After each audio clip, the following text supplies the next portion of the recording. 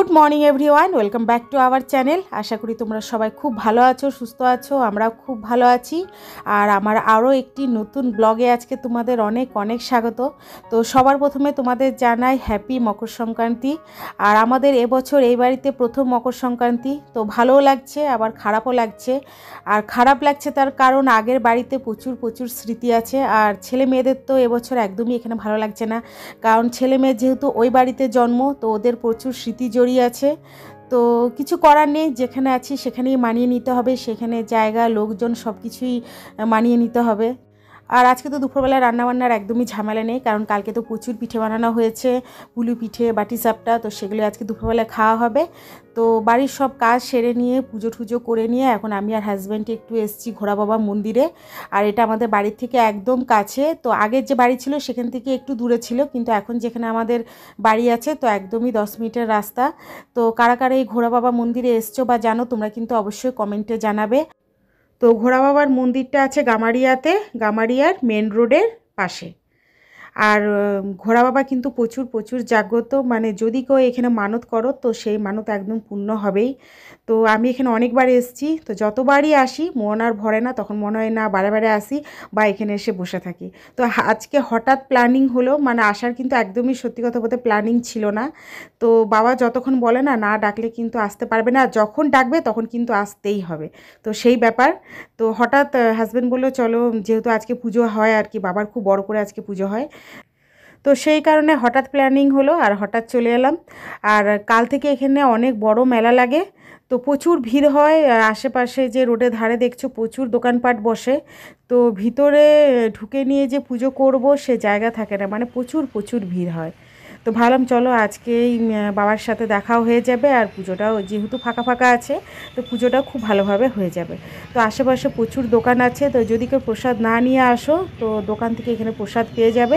চলো আগে ভালো করে পুজোটা সেরে নিই।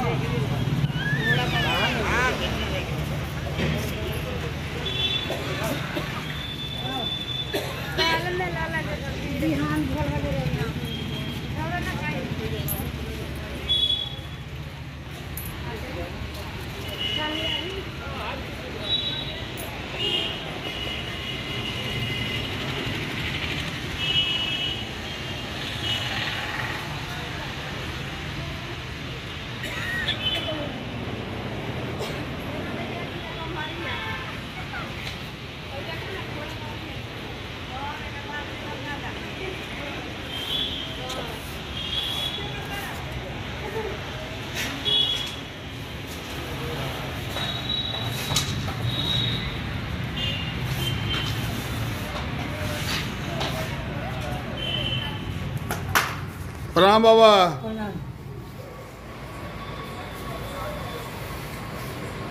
कल मेला बाका। हाँ प्रणाम करो। আমরা এই মশাইকে পাই। নাম বিদ্যুৎ চক্রবর্তী। বিদ্যুৎ চক্রবর্তী, স্বপ্ন চক্রবর্তী। বিদ্যুৎ চক্রবর্তী, স্বপ্ন চক্রবর্তী দুটোই।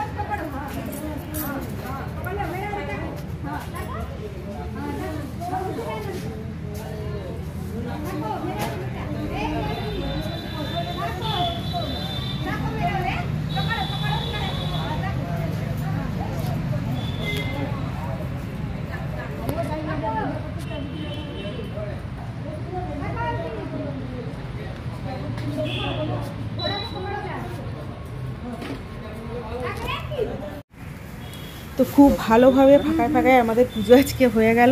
আর কালকে যে এতটাই ভিড় থাকে যে ভিতরে ঢুকে ভালোভাবে পুজো করব একদমই হয় না। আর যেহেতু ধরো একজন তোর ভক্ত থাকে না, প্রচুর প্রচুর ভক্ত আসে যারা এখানকার লোকাল আছে বা বাইরে থেকে যারা আসে, তো সবাইকে যেহেতু পুজো করতে হয় তো সেভাবে ধরো তাড়াতাড়িতে ঠিকমতো পুজো হয় না।